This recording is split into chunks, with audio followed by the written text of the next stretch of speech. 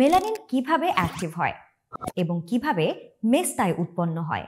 পূর্বের একটি ভিডিওতে আমরা জেনেছি কোনো কারণে মেলানোসাইট অ্যাক্টিভ হলে ত্বকের সেই অংশটি কালো হয়ে যায় এবং এভাবেই মেস্তা শুরু হয়। এই ভিডিওতে আমরা জানব কিভাবে ত্বকে মেলানিন উৎপন্ন বেড়ে যায় এবং তা মেস্তায় পরিণত হয়। ত্বকে মেলানোসাইট অ্যাক্টিভেট না হলে তা হতে মেলানিন তৈরি হয় না। কিছু জিনিস ত্বকের মেলানোসাইটকে অ্যাক্টিভেট করে, যেমন সূর্যের আলো, আগুনের তাপ, প্রচণ্ড মানসিক চাপ, জন্ম নিয়ন্ত্রণ পিল ও হরমোনাল পরিবর্তন।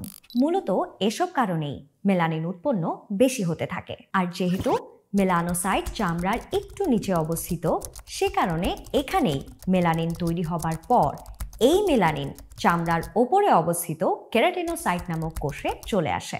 ঠিক এখানে যত মেলানিন থাকবে ত্বক তত বেশি ডার্ক এবং দাগযুক্ত হবে, ফলে এর চিকিৎসাও তত বেশি জটিল হবে। মেস্তার দাগ দূর করার জন্য আমরা নানা ধরনের কেমিক্যাল জাতীয় প্রোডাক্ট ব্যবহার করে থাকি, যা আমাদের ত্বকের জন্য কতটা হার্মফুল এই বিষয়ে অর্গাজেনিকের পেজে বেশ কিছু ভিডিও রয়েছে। মেস্তার চিকিৎসায় সর্বপ্রথম যে কাজটি করতে হবে তা হলো সূর্যের আলো থেকে দূরে থাকতে হবে এবং সানস্ক্রিন আর ময়শ্চারাইজার নিয়মিত ব্যবহার করতে হবে।